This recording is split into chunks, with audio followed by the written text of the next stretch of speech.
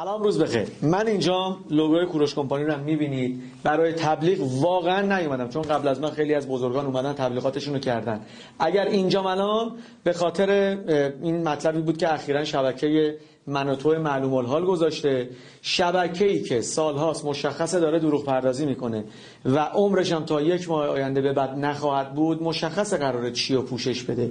اگر اینجا واقعا به خاطر اینکه دوست دارم رفقای جوون من به کارشون ادامه بدن، به هر شکلی بلدن، حرفه‌این، خاکش خوردن، این کارا هم میتونن آیفون ارزون بدن دست من و توی کاربر.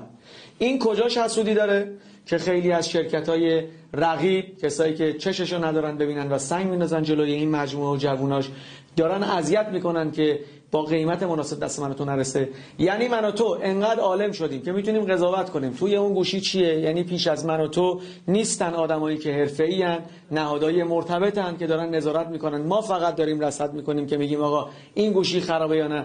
اشتباه نکنیم، واقعا نون خیلی از جوونایی که اینجا هستن و دارن درست کار میکنن و نبریم. ضمن اینکه من خودم از اولی که این جور جشنواره‌ها برگزار میشد رصد میکردم و مطمئن بودم شرکت‌های رقیبی که دارن شبیه کوروش کمپانی کار میکنن به دروغ دارن کار میکنن. چه بسا اخبارش رو شنیدین که کیا فراری شدن، کیا دارن از حسادتشون اذیت میکنن و اینا. اما اگر من اینجام نه برای تایید کوروش کمپانی، به خاطر اینکه تایید شده هست، به خاطر اینکه اگر روزی اتفاقی خدایی نکرده برای این مجموعه بیفته، دیگه من و تو نیستیم که قرار پاسخگو باشیم. هستن کسایی که جواب پس بگیرن، اما ایستادنشون و کار کردنشون و دیوایس و گجت و گوشی و تبلت دادن دست مردم کار ایناست که دارن انجام میدن. تمام. دمشون هم گرم. سلام، روز بخیر. من اینجا لوگوی